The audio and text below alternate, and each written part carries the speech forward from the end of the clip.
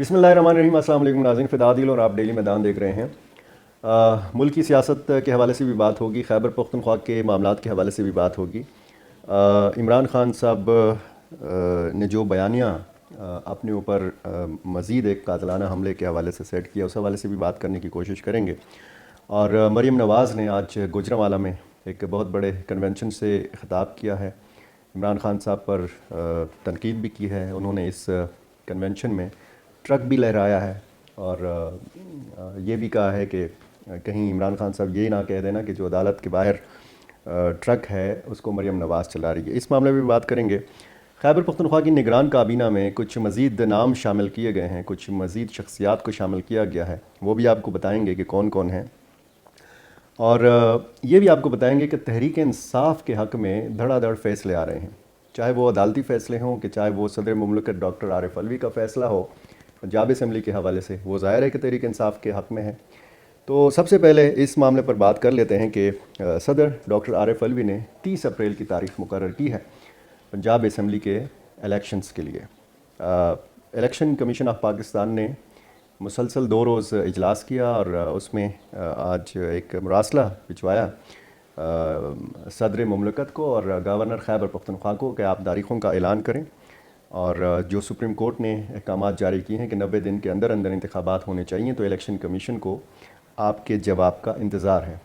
फौरी तौर पर डॉक्टर आरिफ अलवी ने 30 अप्रैल की तारीख़ मुकर्रर कर दी। इलेक्शन कमीशन ने यह तजवीज़ दी थी कि 30 अप्रैल से लेकर 7 मई तक की तारीख़ों के दरमियान इलेक्शंस होने चाहिए।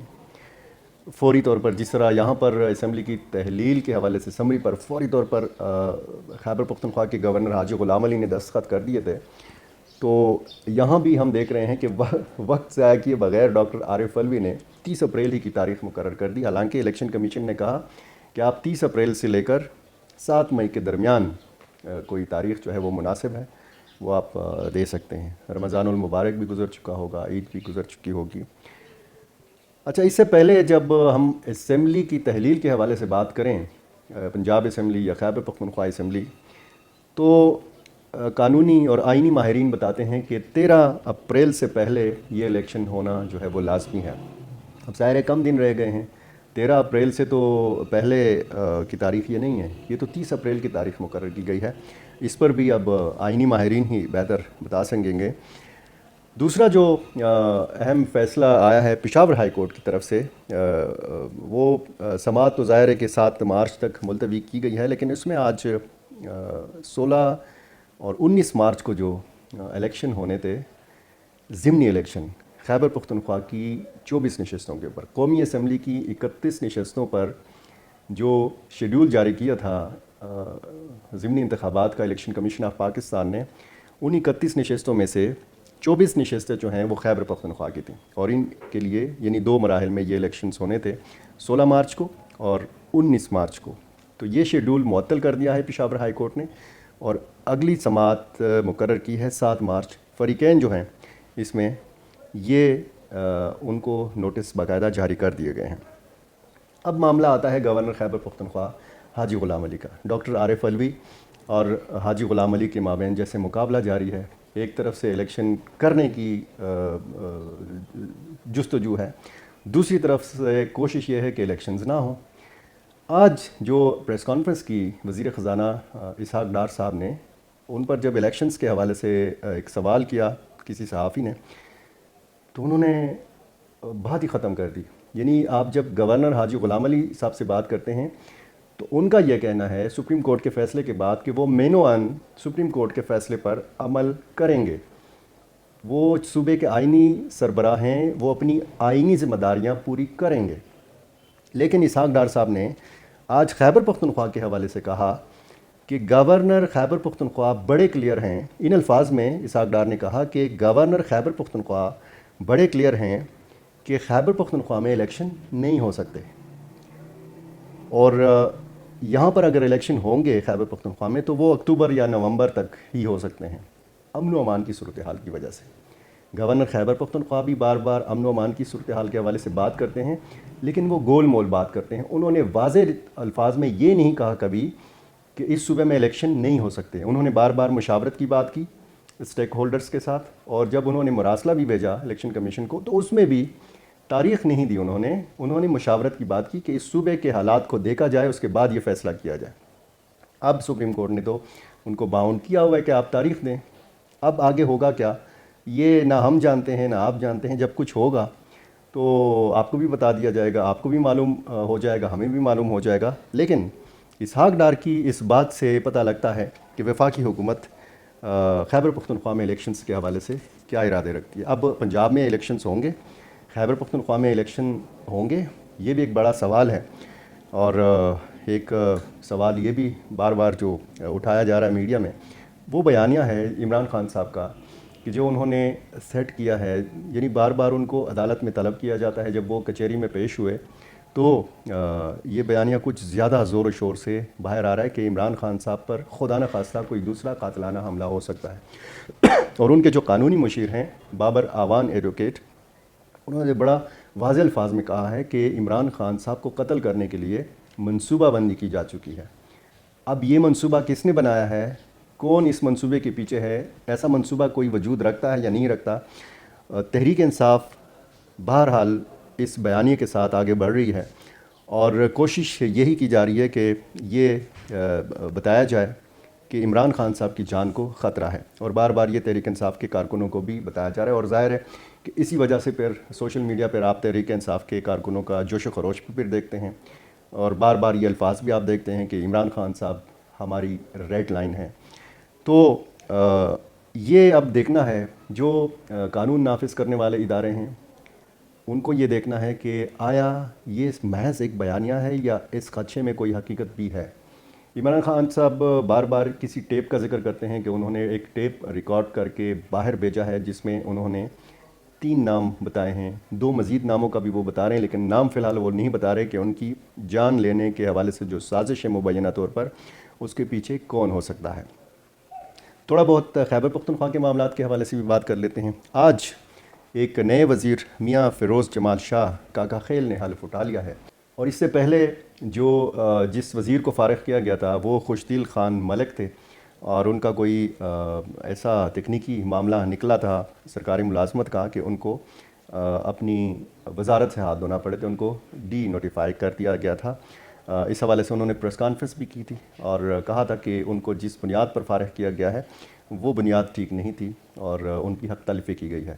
انہوں نے گلہ بھی کیا، اور انہوں نے ساتھ یہ بھی بتایا کہ ان کی نامزدگی میں گورنر خیبر پختونخوا کا کوئی کردار نہیں تھا۔ ساتھ میں انہوں نے گلہ بھی کیا کہ نگران وزیر اعلیٰ اعظم خان نے ان سے پوچھا تک نہیں، ان سے رابطہ تک نہیں کیا۔ تو انہوں نے کہا، باقاعدہ انہوں نے عدالت سے بھی رجوع کیا ہے اس معاملے پہ۔ جو لمٹ ہے نگران کابینہ کی وہ آج دوبارہ پوری ہو گئی ہے۔ نئے وزیر میاں فیروز جمال شاہ کاکا خیل نے حلف اٹھا لیا ہے۔ اچھا، مزے کی بات یہ ہے کہ میاں فیروز جمال شاہ نے 2018 کا الیکشن لڑا ہے نوشہرہ سے، اور انہوں نے NH-26 سے پرویز خٹک کے داماد عمران خٹک جو MNA تھے ان کے مقابلے میں 9,747 ووٹ حاصل کیے تھے۔ عمران خٹک نے یہاں سے 90,298 ووٹ حاصل کیے تھے۔ کچھ اور امیدوار تھے بیچ میں۔ یہ جو نئے وزیر بنے ہیں میاں فیروز جمال شاہ، انہوں نے الیکشن میں 4تھی پوزیشن حاصل کی تھی۔ اب یہ 4تھی پوزیشن والے صاحب جو ہیں یہ اب نگران وزیر ہیں خیبر پختونخوا کابینہ میں، اور میاں فیروز جمال شاہ کاکا خیل صاحب جو ہیں ان کے والد محترم میاں جمال شاہ 1985 میں صوبائی وزیر جنگلات رہے ہیں۔ اچھا، آج 3 مزید معاونین خصوصی کا تقرر بھی عمل میں آیا ہے۔ ان میں ایک پیر ہارون شاہ صاحب ہیں، نامی گرامی شخصیت ہیں۔ ان کے والد محترم پیر سفید شاہ ہمدرد پشاور خیبر پختونخوا کے ایک نامی گرامی، صحافت کے حوالے سے اگر آپ بات کریں تو نامی گرامی شخصیات میں ان کا شمار ہوتا ہے۔ پشتو کے پہلے اخبار وحدت کے مالک ہیں پیر ہارون شاہ صاحب۔ ان کے ایک بھائی بیوروکریٹ ہیں سید ظفر علی شاہ صاحب۔ بہت اچھا گھرانہ ہے اور ایک اچھا انتخاب ہے پیر ہارون شاہ صاحب کا۔ دیکھنا اب یہ ہوگا کہ ان کو قلم دان کس محکمے کا حوالے کیا جاتا ہے۔ کہا تو ان کو چاہتا ہے کہ جی صحافی ہیں، لیکن چونکہ ان کا اپنا اخبار بھی ہے، اب دیکھنا یہ ہے کہ کانفلکٹ آف انٹرسٹ جو ہے وہ اس میں آڑے آتا ہے یا نہیں آتا۔ بہرحال ان کو محکمہ نہیں دیا گیا، اور جو باقی دو ہیں ان میں مشہور پشاور کے جو ماہر امراض قلب ہیں ڈاکٹر ریاض انور، ان کو کھیل اور امور نوجوانان کا محکمہ دیا گیا ہے۔ ڈاکٹر ریاض انور جو ہیں وہ اعظم خان صاحب کے بعد یا شاید ان کے ہم عمر ہوں گے۔ اگر نگران کابینہ میں وزیروں کو اور معاونین خصوصی کو اور مشیروں کو دیکھا جائے تو سب سے زیادہ عمر کے جو بندے ہیں وہ ڈاکٹر ریاض انور صاحب ہیں، لیکن ان کو کھیل اور نوجوانوں کے امور کا جو محکمہ ہے وہ حوالے کیا گیا ہے۔ ایک خاتون کو مزید شامل کیا گیا ہے۔ اچھا، جب ہم یہ ویڈیو ریکارڈ کر رہے ہیں تو اسی دوران ایک نوٹیفیکیشن آیا ہے اور اس کے مطابق دو جو معاون خصوصی ہیں ان کا الگ سے نوٹیفیکیشن جاری کیا گیا ہے۔ شیراز اکرم باچا اور ملک مہر الہی کو بھی معاون خصوصی مقرر کیا گیا ہے نگران وزیر اعلیٰ خیبر پختونخوا کا۔ اسی طرح آج مجموعی طور پر 5 معاون خصوصی مقرر کیے گئے ہیں اور ایک وزیر جو ہے انہوں نے حلف اٹھایا ہے۔ ملک مہر الہی صاحب جو ہیں وہ تاجر رہنما ہیں، بڑی نامی گرامی شخصیت ہیں پشاور شہر کی، اور اب ان کی نامزدگی سے بھی آپ کو اندازہ ہو سکتا ہے کہ نگران وزیروں کے نام اصل میں کہاں سے آ رہے ہیں۔ سلمہ بیگم کو زکوٰۃ، عشر اور سماجی بہبود کے محکمے دیے گئے ہیں۔ تو یہ ہماری جو آج کی ویڈیو تھی اس میں آپ نے ملکی صورتحال کے حوالے سے بھی تھوڑا بہت جانا اور خیبر پختونخوا کے معاملات کے حوالے سے بھی۔ اب دیکھنا یہ ہے کہ یہاں پر پنجاب کی تو تاریخ مقرر ہو گئی ہے، یہ بھی سوال ہے جیسے میں نے پہلے بتایا کہ پنجاب میں الیکشن ہو سکیں گے نہیں ہو سکیں گے، اور اسی طرح یہاں سے تاریخ جاتی ہے نہیں جاتی۔ اب بال جو ہے وہ گورنر خیبر پختونخوا حاجی غلام علی کے کورٹ میں ہے۔ بہت شکریہ۔